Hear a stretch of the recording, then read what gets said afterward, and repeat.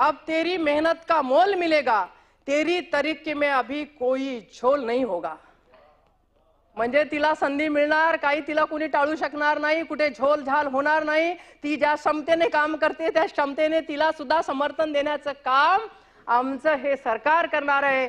आदरणीय मुख्यमंत्री देवेंद्रजी फडणवीस साहेब आणि आदरणीय उपमुख्यमंत्री शिंदे साहेब आणि आदरणीय दादा, मी तर या तिघांना असं म्हणते, एक हमारे चाणक्य है, एक हमारे कर्ण है और तीसरे हमारे दबंग है। दादा कर्ण बोल म्हणजे आमचे एकनाथजी शिंदे साहेब आहेत आणि दबंग म्हटलं तर दादाच येतं हो अमोल भाऊ।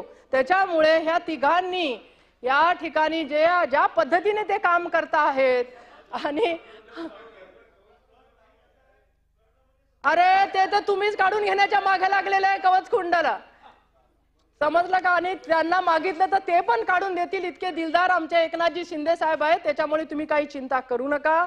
या सरकारमध्ये हे सक्षमपणाने तिन्ही जण काम करत आहेत। पण दुर्दैवाची गोष्ट सभापती महोदय एक दुसरी अशी आहे की या ठिकाणी एक काँग्रेसचे नेता आहेत DK शिवकुमार यांनी संविधान बदलण्याचं वक्तव्य केलेलं आहे। संविधान आम्ही बदलू नये, आता आमचे आदरणीय भाऊ बंजारीजी अभी या ठिकाणी बोललेत आणि मी त्या गोष्टीची पार्लमेंट मधली साक्षीदार आहे म्हणून या ठिकाणी आपल्याला सांगू इच्छिते। तुम्ही काय बोललात की अनंत हेगडे यांनी एक वक्तव्य केलं, कारण अनंत हेगडे माझ्या बाजूला बसत होते, 7 वेळा ते लोकसभा सभागृहाचे सदस्य होते आणि मी 5 वेळा राहिली असल्यामुळे त्यांच्यासोबत बऱ्यापैकी त्या ठिकाणी बोलण्याचा, भेटण्याचा, चर्चा करण्याचा योग आला। तुम्ही त्या ठिकाणी असं बोललात की अनंत हेगडेंनी 400 सीट आमच्या आल्या तर आम्ही संविधान बदलू, हे वक्तव्य केलं। ते त्यांचं वैयक्तिक असू शकते, परंतु मी हे तुम्हाला सांगू इच्छिते की काँग्रेसने त्यानंतर जे वक्तव्य केलं, काँग्रेस ज्या पद्धतीने बोलली की संविधान हातामध्ये घेऊन त्यावेळेला शपथ घेतल्या गेली पार्लमेंटमध्ये, हे किती चुकीचं वक्तव्य त्या ठिकाणी ऐकायची क्षमता, अभिजित भाऊ ऐकायची क्षमता तुम्ही पण ठेवा। आणि त्या ठिकाणी त्यांनी असं कुठलंही म्हणजे वक्तव्य जरी केलं असेल तर त्याचं काही समर्थन कुठल्या काही पार्टीने केलं नाही, बीजेपीने केलं नाही आणि ते एक शब्द परत बोलले की ते वक्तव्य केल्यामुळे त्यांना तिकीट दिलं नाही, हे चुकीचं आहे। ते 7 वेळा होते आणि त्यांनी स्वतः डिक्लेअर केलं होतं की मला उभं राहायचं नाही आणि म्हणून असे तोड मरोड करून काँग्रेसनं आतापर्यंत हे सगळं षडयंत्र रचूनच सगळं काम केलेलं आहे आणि म्हणून हे बदनामीचं काम या ठिकाणी बीजेपीला किंवा आमच्या त्या केंद्राच्या सरकारला बदनाम करण्याचं काम काँग्रेसने वारंवार केलेलं आहे। आणि म्हणून मी या निमित्ताने आपल्याला सभापती महोदया सांगू इच्छिते की या ठिकाणी ज्या पद्धतीने एखाद्या म्हणजे एक विषय मी नेहमी हाताळतो, आपण लोक सगळेच जण हाताळतो, या ठिकाणी असं लक्षात येतं की एखादा सामान्य नागरिक असतो आणि तो सदाभाऊ एखाद्या कार्यालयामध्ये जातो, एखाद्या कार्यालयामध्ये गेल्यानंतर त्याला काम करण्यासाठी फार त्रास होतो आणि मग त्याला त्रास झाला किंवा विशिष्ट कर्मचाऱ्यांनी अधिकाऱ्यांनी त्याला पैसे मागितल्यानंतर तो एखादी तक्रार करतो, मग त्याला पावडर लावून काहीतरी पैसे दिल्या जातात आणि त्यानंतर तो पकडला जातो, त्याला अमोल भाऊ सस्पेंड केलं जातं। माझं असं म्हणणं आहे की जो माणूस त्याला ते पावडर लावलेलं त्याच्याकडे काही सापडत असेल तर त्या अधिकाऱ्याला, त्या कर्मचाऱ्याला त्या ठिकाणी सस्पेंड करू नये, ते त्याला डिसमिस केलं पाहिजेत। आणि लाखो हजारो आमचे तरुण आहेत या देशाचं संरक्षण करण्यासाठी, देशाच्या कायद्याला समाधित ठेवण्यासाठी आणि या ठिकाणी देशाला सेवा देण्यासाठी, तर अशा हजारो लाखो युवकांना त्या ठिकाणी संधी मिळाली पाहिजेत।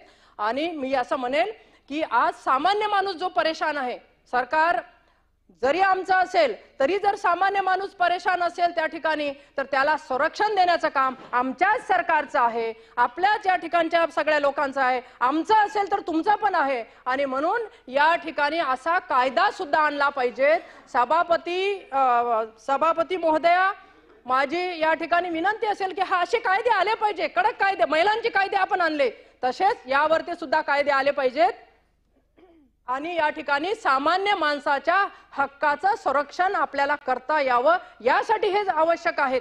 आणि त्याचबरोबर सभापती महोदया, मी या निमित्ताने सांगू इच्छिते की ज्या वेळेला हम दो हमारे दो आम्ही म्हणतो, मग योजना घेण्यासाठी कुठलीही असू दे, आरोग्याची योजना असू दे, एखादी स्वस्त धान्य दुकान मधल्या कंट्रोल ते साहित्य सामान मिळण्याची योजना असू दे, किंवा अजून एखादं शिक्षण घेण्याची योजना असू दे, कुठलीही योजना असू दे, त्या योजनेसाठी हम दो हमारे दोच असले पाहिजेत. अन्यथा अनेक लोक त्याचा खूप गैरफायदा घेतात आणि मग काय सरकारने आणि या ठिकाणी असणाऱ्या म्हणजे लोकांनी सगळं हे सांभाळायचं. तर नागरिक म्हणून आमचं काही काम असलं पाहिजेत आणि म्हणून हाही कायदा पुढच्या काळामध्ये आला पाहिजे. असे कठोर कायदे येण्याची सुद्धा आवश्यकता आहे सभापती महोदय, असं मला वाटते. आणि अटलजी बिहारी वाजपेयी ज्यांच्या सोबत मला काम करण्याची संधी मिळाली हे माझं मी भाग्य समजते. त्यांची कविता मला आठवते आणि मी ते या ठिकाणी 2 शब्द त्यांचे सांगते. सत्ता का खेल तो चलेगा, सरकारें आएंगी, पार्टियां बनेगी, बिगड़ेगी, मगर ये देश रहना चाहिए, ये देश का लोकतंत्र रहना चाहिए, अमर, ये देश का लोकतंत्र अमर रहना चाहिए. अशा पद्धतीचं अटल बिहारी वाजपेयीजींनी आपल्या भावना व्यक्त केलेल्या आहे. तर मी असं म्हणते ते एक आपले प्रधानमंत्री म्हणून ह्या तर माझ्या भावना आहेतच, कारण माझ्या भावना सगळ्यांसाठी चांगल्या आहेत. त्याच्यामुळे माझ्या भावना हे आहेत आणि त्या दृष्टिकोनातून हे सरकारने यावर ते पावलं टाकले पाहिजेत आणि काम केलं पाहिजेत, कठोर निर्णय झाले पाहिजेत. आणि छत्रपती शिवाजी राजेंनी ज्या पद्धतीने सगळ्यांना सामावून घेत असताना एक मात्र त्यांनी केलं की जो चुकला त्याला कडेलोट सुद्धा त्यांनी केलेला आहे. आणि म्हणून अशा पद्धतीच्या गोष्टी जे लोक काही करतील आता असे जे काही लोक करतील तर त्यांना त्या कायद्याच्या रूपाने कडेलोट केलं पाहिजे असं मला म्हणायचं आहे. आणि म्हणून सरकार या गोष्टीकडे लक्ष देईलच, यामध्ये काही दुमत नाही. मला या संविधानाच्या चर्चेमध्ये सहभागी होण्याची संधी दिली त्याबद्दल मी खूप खूप आपली आभारी आहे. धन्यवाद. सन्माननीय पंकज भुजबळ. हेमंतजी, सन्माननीय सदस्य पाटील साहेब.